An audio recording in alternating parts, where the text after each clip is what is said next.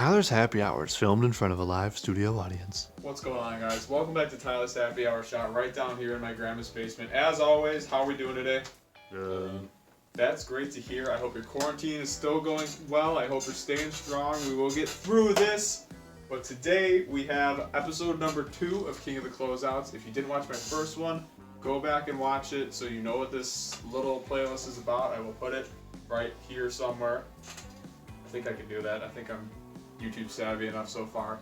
But today we have London Hill Gin, and yeah, if you can see the bottle nicely, it doesn't look attractive at all. It's very unattractive packaging. You'd probably look at that and say, I don't want to buy that.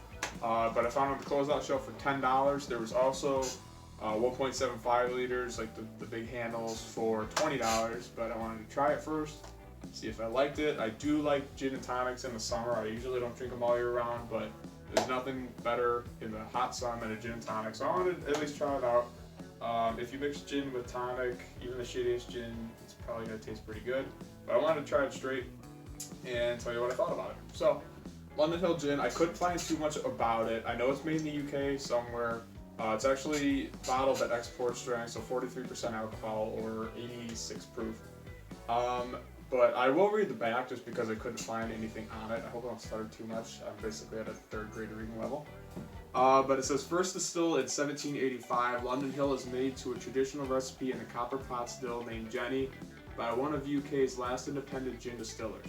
Described as the epitome of London dry gin, London Hill's celebrated citrus twist comes from the addition of ribbons of lemon and sweet orange peel to a subtle blend of other natural botanicals such as juniper berries, coriander, cassia bark, cinnamon, angelica, orris root, and licorice.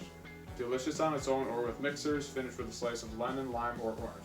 So to me it sounds like it's just going to have the same botanicals that most of your top London dry gins have. Tanqueray, Bombay, Beefeater, you know, anything like that. Nolet, I think has similar botanicals. I could be mistaken though. But those all sound pretty similar, aside from cassia bark. I don't know what that is. I should look that up. But yeah, let's throw some in the glass here, smell it, taste it, and see what we're rocking with. Yeah, I hope you can see it from there. It's really not good packaging. It actually looks kind of sketchy. Alright, so pretty easy when you smell it. It is a London dry gin, so you're definitely going to smell juniper regardless. But like it said on the back, it said it's made with lemon and orange peels, which you can definitely smell the citrus in here. It definitely smells like a more citrus forward gin than a juniper forward gin, but you can definitely smell that juniper.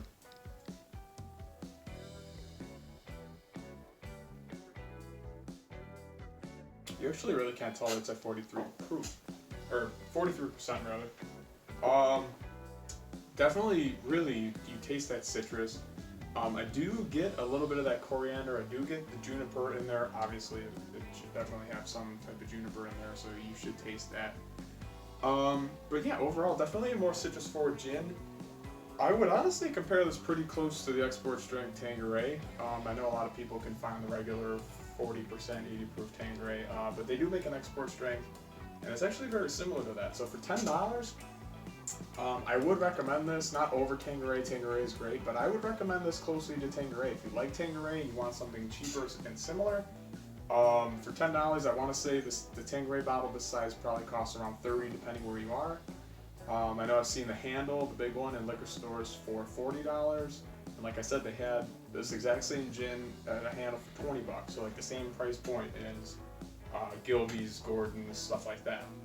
So yeah, I definitely would recommend this. If I gave it a rating, being, you know, not a well-known gin, but still having like a Tanqueray type flavor to it, I would say probably I would give it like an honest 83. It is pretty good. It is pretty smooth. Like I said, you really can't tell that it's 43%. There's not that little bit of extra burn that typically would be there. But yeah, I would recommend it to anybody at least trying gin. It might be a decent starting bottle.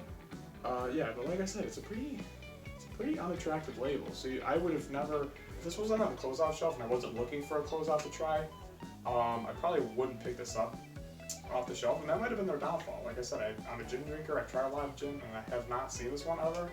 So yeah.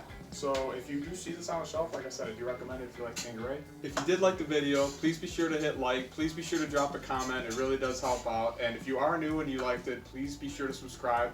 I really do have to get going though. I gotta give my grandma a rice bath. I did not say ice bath. I said rice bath. Please don't ask what that is. Yeah. Cheers.